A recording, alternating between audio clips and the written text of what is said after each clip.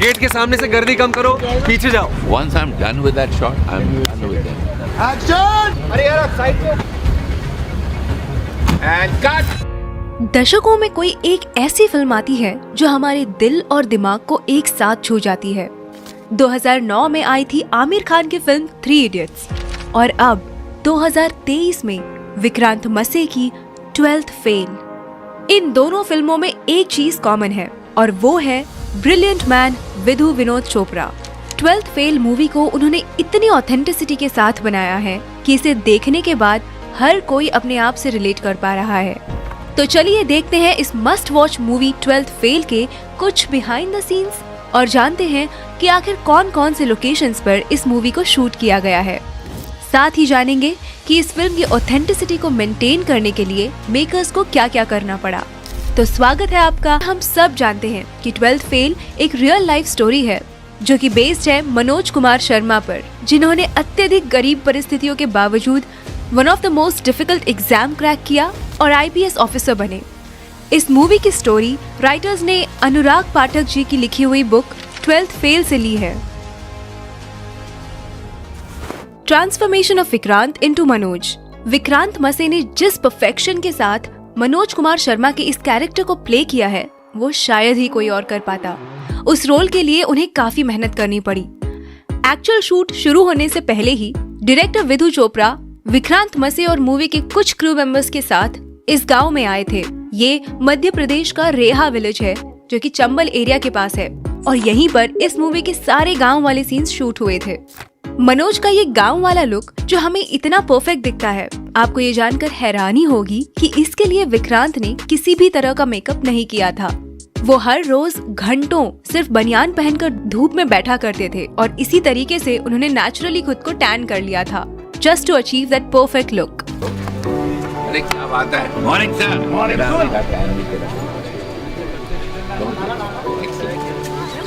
लेकिन ज्यादा धूप की वजह से उनकी स्किन इतनी ज्यादा टैन हो गई थी कि वो जली हुई लग रही थी और ये कुछ सीन्स में एविडेंट भी है।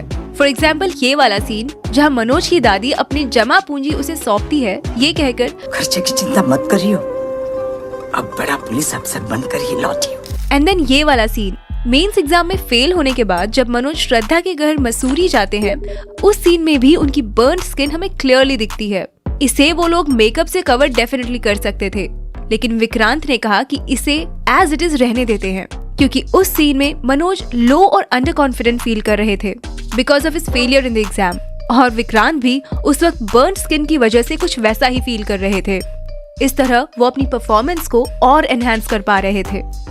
बाय द वे, अगर मेकर्स चाहते तो पोस्ट प्रोडक्शन यानी कि एडिटिंग के वक्त भी स्किन को क्लियर और लाइटन कर सकते थे, but they had decided to keep it natural. Madhya Pradesh के उस रेहा गांव में शूट हुए सीन्स के ये रहे कुछ बिहाइंड द सीन्स क्लिप, जिसमें 12वीं क्लास में पास होने के लिए मनोज पर्चियां बना रहा होता है। देखिए DOP ने कैसे उसे अपर एंगल से शूट किया था और तब इतना भारी वजन का कैमरा उन्होंने अपनी कमर से बांधा हुआ था।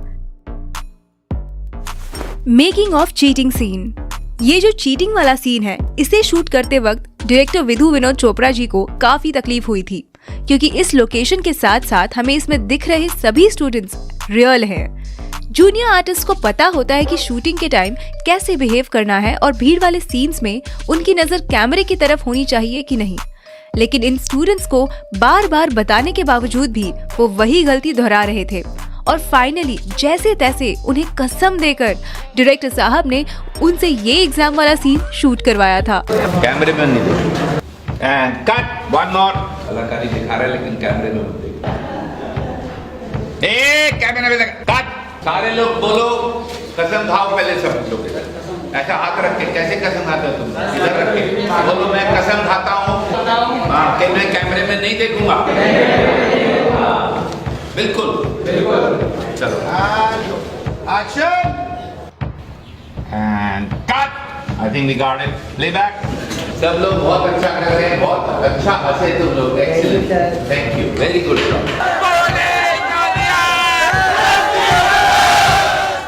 Mastering a jugaad driving. Total इसमें 4 और reverse.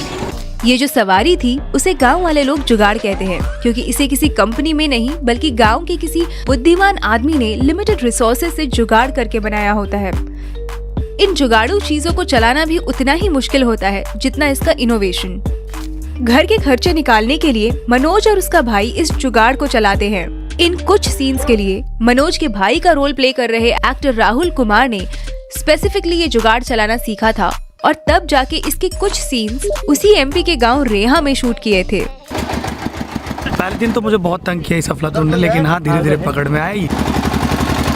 Making a setup at Mukherjee Nagar.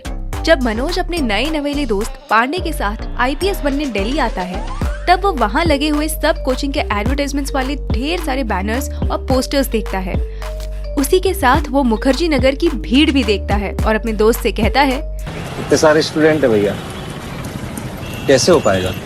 Well, ये सब जो बैनर्स वहाँ लगे हुए हैं वो मूवी के प्रोडक्शन डिजाइनर टीम की ही बनाई हुई है। इस सीन को दिल्ली के मुखर्जी नगर में ही शूट किया गया था, जिसे यूपीएससी एस्पिरेंट्स का हब भी कहा जाता है।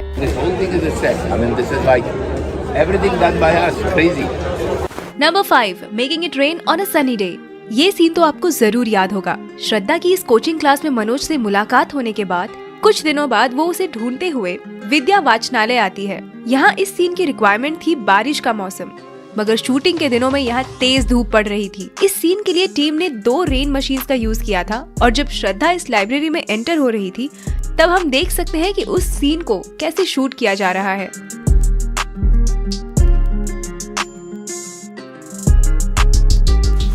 Number 6, Medha sang a song in reality। इस ट्रूथ एंड डेयर सीन में जब श्रद्धा पर गाना गाने का डेयर आता है, आपको ये जानकर हैरानी होगी कि ये आवाज न श्रेया घोषाल की है न किसी और प्लेबैक सिंगर की, बल्कि इसे खुद मल्टी टैलेंटेड एक्ट्रेस मेधा शंकर ने ही गाया है, और वो भी ऑन लाइव लोकेशन। इससे हम समझ सकते हैं कि ये मूवी कितनी ऑथेंटिसिटी के साथ बनाई गई है। जब कास्ट एंड क्रू में से कोई भी कोई अच्छा काम करता था तो डायरेक्टर विधु उसे 20 रुपए एज अ रिवॉर्ड देते थे, as a mark of good job that somebody had done. जब इस पर्टिकुलर सीन का शूट खत्म हुआ तो विधु जी ने मेधा को 100 रुपए दिए थे, which was 5 times of his regular reward. Indeed, it was worth it. क्योंकि सच में यहाँ पे मेधा जी की परफॉर्मेंस हार्ट स्टीलिंग थी। 100 rupees. When I give 100 rupees, you know how nice it is. ये सीन दिल्ली के दिल्ली हाट इस रियल लोकेशन पर शूट हुआ था। इस सीन को अगर आपने गौर से देखा हो तो आपको रियल कपल मनोज कुमार शर्मा और श्रद्धा जोशी भी यहाँ पीछे बैठे हुए दिखाई देंगे। इन दोनों को बैकग्राउंड में आउट ऑफ फोकस ही क्यों ना हो, लेकिन इस मूवी का हिस्सा बनाना था और ये आइडिया डायरेक्टर विधु जी का ही था। इस सॉन्ग को फिर बाद में मेधा जी की आवाज में एज अ फिल्म वर्जन भी रिकॉर्ड किया गया था। Number 7, रजनी's transformation. फिल्म के सभी कैरेक्टर्स की स्क्रिप्ट के अकॉर्डिंग एजिंग की जा रही थी और उनके लुक चेंज किए जा रहे थे, लेकिन जब मनोज की छोटी बहन रजनी की बात आई तो उसे छोटा बड़ा कैसे दिखाया जाए, ये चैलेंज मेकर्स के सामने था। इसकी तो कोई छोटी बहन भी नहीं थी जिसे वो छोटी रजनी दिखाते, लेकिन हाँ इसका एक छोटा भाई जरूर था, तो उन्होंने उस पर ये एक्सपेरिमेंट किया और उस लड़के को ही छोटी रजनी बनाकर शूट किया। और क्योंकि वो दोनों भाई बहन थे, उनके फेस कट्स अच्छे से मैच हो रहे थे और कुछ इस तरह उन्होंने रजनी के कैरेक्टर में ऑथेंटिसिटी मेंटेन की थी। Number 8, special appearance of doctor Vikas Divyakirti. हम सब इससे वाकिफ हैं कि 12th फेल में दृष्टि IAS के founder and coach Vikas sir का स्पेशल अपीयरेंस है। डायरेक्टर ने एक्शन बोलते ही विकास सर की क्लासरूम में एंट्री हो जाती है। सर आगे जाकर स्टूडेंट्स को सिविल सर्वेंट का महत्व समझाते हैं। आइए Vikas sir, very good, walk fast.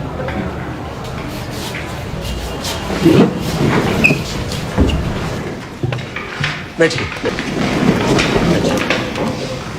IAS बनना बड़ी बात नहीं है। बड़ी बात यह है कि जिस कुर्सी पर आप बैठेंगे ना, उससे आपकी इज्जत ना हो, बल्कि आपसे उस कुर्सी की इज्जत बढ़े। और फिर एक दिन आएगा जब आप मुझसे मिलने आएंगे, आप नहीं मैं खड़ा हूंगा। जब ये शॉट फाइनलाइज हुआ तो डायरेक्टर विधु जी ने विकास सर को गले लगाया और उन्होंने इसके बारे में क्या कहा, सुनिए। I've been making movies for 50 years now, but this is one of the best crowd scenes I've handled. I am so worried about the looks. and none of you look at the camera. So hats off to you.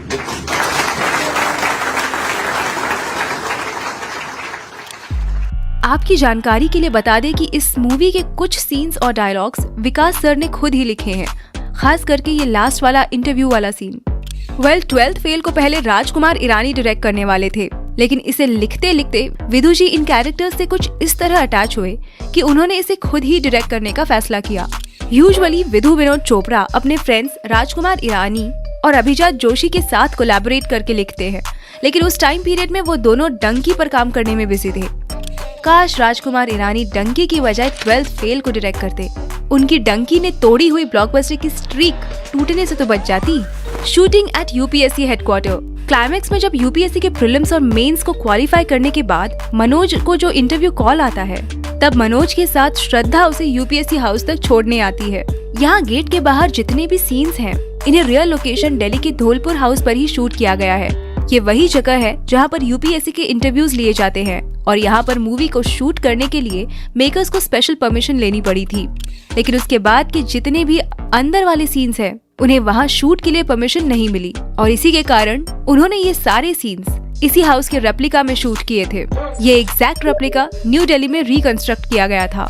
Making of the song restart. Bollywood में जो पहले कभी ना बना हो, कुछ ऐसा anthem song director Vidhu जी को इस 12th फेल मूवी के लिए बनाना था।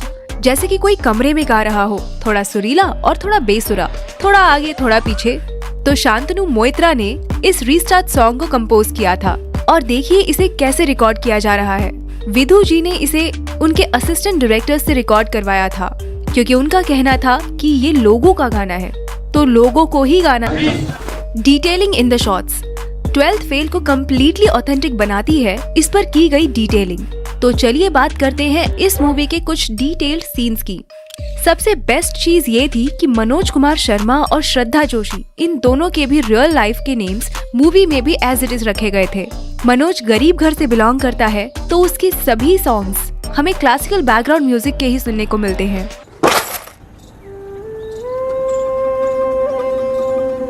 तो पैसा और श्रद्धा के सोलो सॉन्ग्स पर मॉडर्न म्यूजिक का लहजा है। तुम नजर से बोलो ना। लेकिन जब वो दोनों साथ में आ जाते हैं, तब इन दोनों क्लासिकल और मॉडर्न म्यूजिक को ब्यूटीफुली कंबाइन करके प्रेजेंट किया गया है। अब जाओ, पलट दो दुनिया। Will you marry me, Manoj? Shraddha deputy collector बनने के बाद जब मनोज के इंटरव्यू के दिन दिल्ली आती है, जिस व्हाइट एम्बेसडर कार में वो दोनों यूपीएससी के लिए ट्रैवल करते हैं, उस कार के नंबर प्लेट की शुरुआत यूए यानी कि तब के उत्तरांचल और आज के उत्तराखंड को रिप्रेजेंट करती है। 12th फेल के ऑलमोस्ट सभी सीन्स रियल लोकेशन पर ही शूट हुए हैं। हालांकि गांव वाले सभी सीन्स को डायरेक्टर और team easily Mumbai film city में शूट कर सकते थे, but they decided to shoot it in the real village of Reha, just to be a lot more authentic. ये पहली ऐसी फिल्म है जो रियल मुखर्जी नगर और राजेंद्र नगर में शूट हुई है, और वो भी रियल यूपीएससी स्टूडेंट्स के बीच। मुखर्जी नगर में हर हिंदी मीडियम का वो बच्चा था जो अपने गांव में ये बोल के आया था कि मुझे कुछ करके दिखाना है, उसमें मैं भी एक। इस मूवी का हर एक सीन डिटेल है, जिन्हें डायरेक्टर और उनकी टीम ने काफी मेहनत और ध्यान से बनाया है। हार नहीं मानूंगा 12th fail restart based on A true story inspired by million true stories. इसका माने क्या है? हजारों कहानियों से प्रेरित है, तो हजारों कहानियां किनकी कहानियां हैं? वो आपकी कहानी है। और वो पोस्टर में आप ढूंढते रहिएगा कि हीरो कहाँ है, वो आपको नजर नहीं आएगा। एक्चुअली इसमें अगर हम स्पॉट द हीरो कॉन्टेस्ट करें तो बहुत इंटरेस्टिंग होगा, आपको पता ही नहीं लगेगा कि है कहाँ। यही मैं कहना चाह रहा हूँ। इसमें तो एरो लगाया है हमने आपके लिए कि आप ढूंढ लें कि हीरो कहाँ। ये होते हैं रियल हीरो। हजारों में से एक मनोज, जैसे हजारों लोगों लाखों लोगों में आप एक। कई लोगों ने कहा कि सुनता हीरो जो गौरी भैया है, कोई कहता पांडे है, कोई कहता मनोज है, कई कहते श्रद्धा है। तो जब आप ये फिल्म देखें तो हमको जरूर बताइएगा कि आपकी नजरों में इस फिल्म का सही हीरो कौन। मैं भी हो सकता हूँ, अगर आपको लगता है मैं हूँ तो वो भी बता दीजिए। 12th फेल 27 अक्टूबर 2023 को थिएटर्स में रिलीज हुई थी। रिलीज पर क्रिटिक्स ने तो इसे अच्छा रिस्पांस दिया ही था, लेकिन पब्लिक ने भी इसके तारीफों के पुल बांध दिए थे। यही नहीं, बल्कि कमल हासन सर ने भी 12th फेल देखने के बाद तारीफ भी की थी। नमस्ते, I am talking from the NFDC Theatre in Chennai, where I saw 12th Fail by Mr. Vidhu Vinod Chopra. He's a friend of mine. These are occasions when you feel proud to say that you're somebody's friend. It's not an ambitious film, but it's a film about ambition. And to craft such a film and make it work, that is ambitious. And he has embarked upon it. I'm very happy I saw the film. Most of them who saw the film I spoke to had only one thing to say. Long time since we saw a good film like this.